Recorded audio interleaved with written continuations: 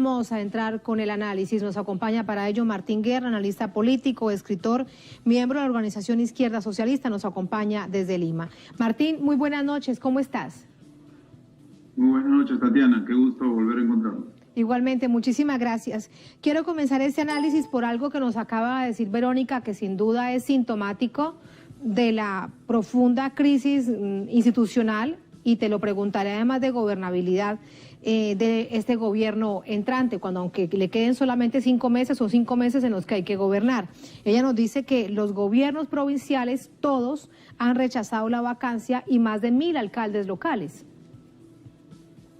Esto es cierto, pero también es cierto que los gobiernos regionales, la gran mayoría, y los alcaldes locales, también la gran mayoría, no tienen representatividad, al calor de su pueblo, y más bien tienen una serie de acusaciones y de rechazo por la misma gente. Entonces, es un quiebre en todos los niveles, lo que se está evidenciando con la vacancia de Martín Vizcarra. No es solamente como podría pensarse, ¿no?, y de manera simple, que es la lucha entre dos poderes. Hay más en juego detrás de todo esto, si me permites profundizar sobre esto, ¿no? Se dice que Martín Vizcarra estaba dirigiendo una cruzada en contra de la corrupción, pero si entendemos bien qué es la corrupción, sabemos que hay corrupción porque los poderes del Estado no funcionan bien, porque no hay pleno empleo, porque no hay seguridad, salud, vivienda, trabajo para las grandes mayorías, y se genera pues una situación de inestabilidad en donde los primeros corruptos son los que venden los recursos del Estado y permiten una serie de negociados. Y lo que ha hecho el presidente Vizcarra con la forma en que se llevó a cabo la reactivación económica fue lanzar a millones de peruanos a la calle sin empleo y permitir una serie de mafias en el sector salud y en otros sectores, priorizando a los empresarios. Se habla, por ejemplo, que uno de los grupos que ha votado por la vacancia es el grupo del señor César Acuña, que tiene universidades, es cierto, pero también hay universidades de las oligarquías.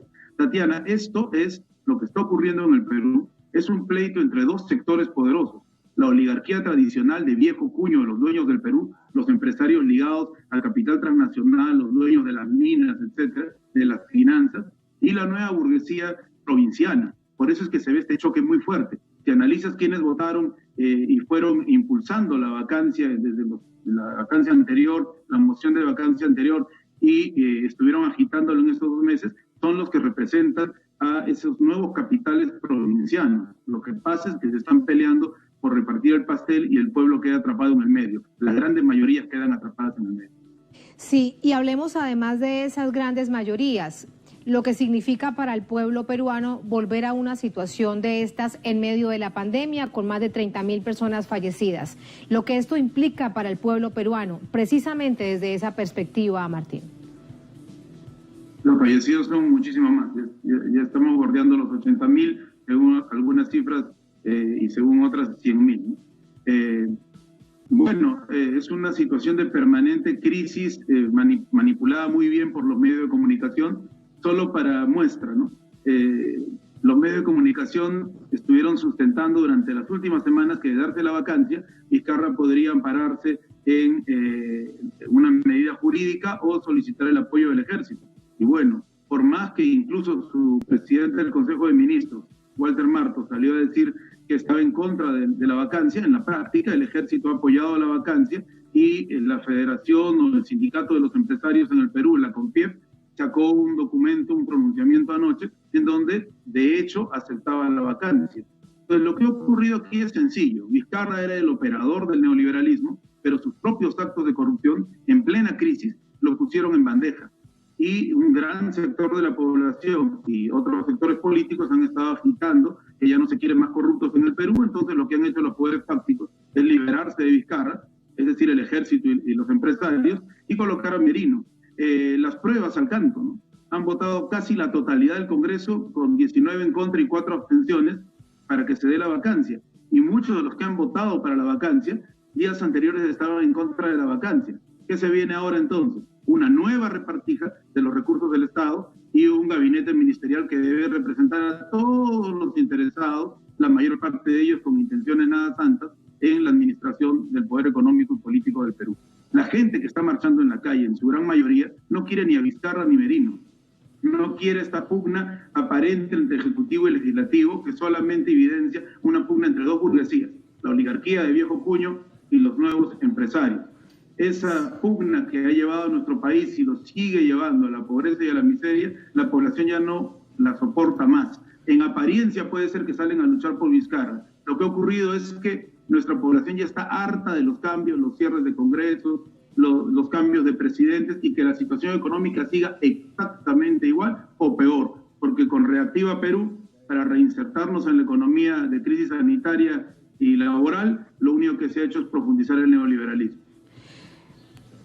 Es entonces importante allí entender la protesta durante esta jornada. Algunos, de hecho, dicen que están en contra de la vacancia, pero otros dicen que están en contra de todo. ¿Cuál es la relación que existe con Congreso, quienes representan además todos esos sectores políticos, y la población? ¿Cuál es la visión de ellos? Para entender aún más por qué esta decisión espontánea de irse a las calles.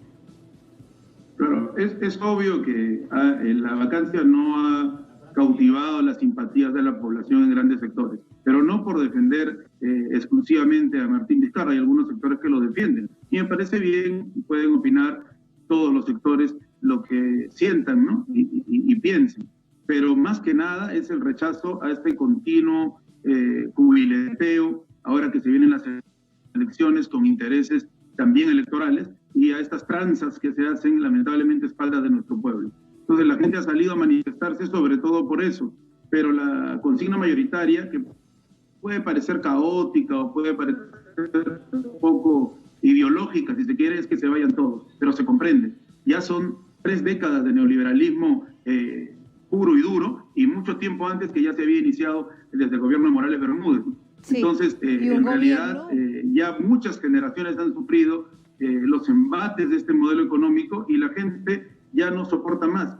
La pandemia lo único que ha hecho es clarificar esto. Es por eso que la gente sale a las calles y agita estas consignas de que se vayan todos, algunos que se vaya Merino, otros que está bien la vacancia. Es decir, vivimos un momento de agitación política en donde muchas de las proclamas distintas funden en las calles y se manifiestan. Y eso no necesariamente es malo, como los medios de comunicación lo tratan de plantear, ¿no? Sino que evidencia también un clima de agitación política, social y de toma de conciencia que se puede ver de manera positiva si se arriba a buen puerto. Y en todo caso sí hay una extensión de las movilizaciones, porque pensando en el escenario futuro, hemos escuchado voces que esto solamente se resuelve, esta profunda crisis institucional se resuelve con una Asamblea Nacional Constituyente, con una nueva Constitución. Pero para eso, cuando hay poderes políticos que no están interesados, el ejemplo más cercano, aunque no van a una Asamblea Nacional Constituyente, sino a una Convención Constitucional, es Chile. Pero eso implicó más de un año de estallido social, Martín. Así que, ¿qué tanto puede tener de largo aliento estas movilizaciones, pensando en que ese es el anhelo de la población? Es increíble el daño que ha hecho la tradición autoritaria en nuestro país. La consigna de Asamblea Constituyente, que nosotros la hemos planteado desde la izquierda como Asamblea Popular Constituyente, porque ya estamos viendo que los cambios del Congreso lo único que hacen es más de lo mismo. Entonces necesitamos una Asamblea Constituyente con participación popular desde los sindicatos, los barrios, ¿no? Los sectores en lucha y las comunidades. Una Asamblea Popular Constituyente se propone desde hace muchos años y se puso en vigencia cuando se planteó la vacancia de Kuczynski, a poco tiempo de haber arribado al gobierno en 2016. Entonces, esta proclama ya caló en la población. En una última encuesta que se hizo hace algunos meses, la gente comenzaba a tomarse el pleito de la Asamblea Popular Constituyente. Y si en Chile ha durado un año de peleas, como tú bien lo has dicho, con lamentables heridos, torturados incluso, y burlas a los derechos humanos, esperemos que no pase eso en el Perú, pero se necesita agitar el cambio de reglas de juego. No podemos seguir con una constitución que ha generado eso. Se necesita una nueva constitución que no va a solucionar todo, ¿no?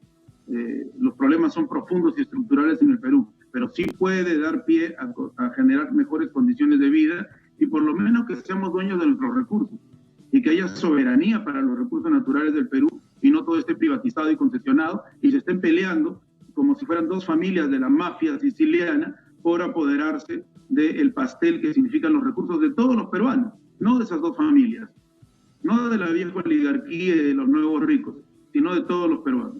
Entonces hay que luchar por la Asamblea Popular Constituyente con toda la fuerza que tenemos.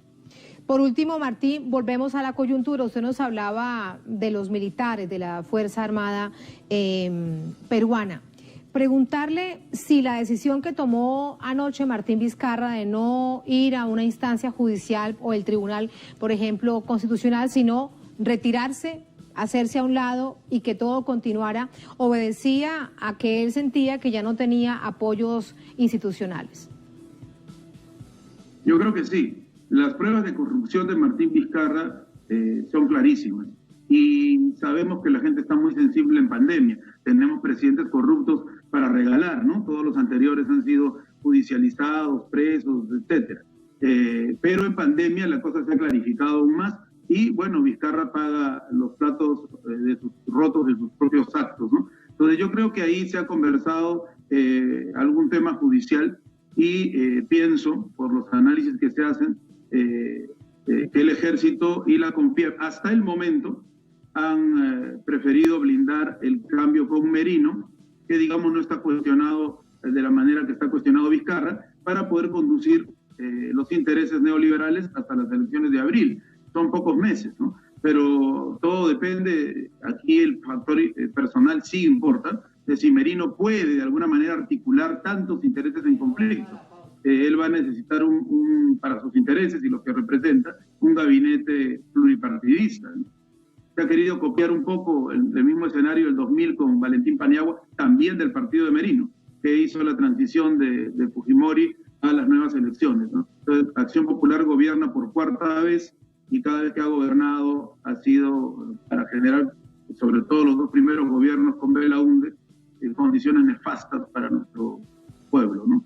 Entonces, eso es lo que se ve. Yo creo que el Ejército obedece a la CONFIEP, es mi posición personal y la asumo, obedece a los empresarios y hasta el momento los empresarios están blindando a Manuel Merino. La situación es muy álgida. Si se continúa con la protesta en la calle y los municipios y los presidentes regionales logran posicionar mediáticamente sus demandas, más allá de que tengan o no aval poblacional, podría pasar cualquier cosa y de todas maneras juramos en salud advirtiendo a la comunidad internacional a través de tu programa que se cuide mucho de la situación de la democracia en el Perú. Democracia falaz, democracia quebrada, pero democracia al fin y al cabo. Muchísimas gracias, Martín. Hay una gran atención, sin duda. A través de Telesur seguimos los hechos tan cambiantes precisamente. Muchísimas gracias. Muy buenas noches. Gracias a ti, Tatiana. Muy buenas noches. Muy buenas noches.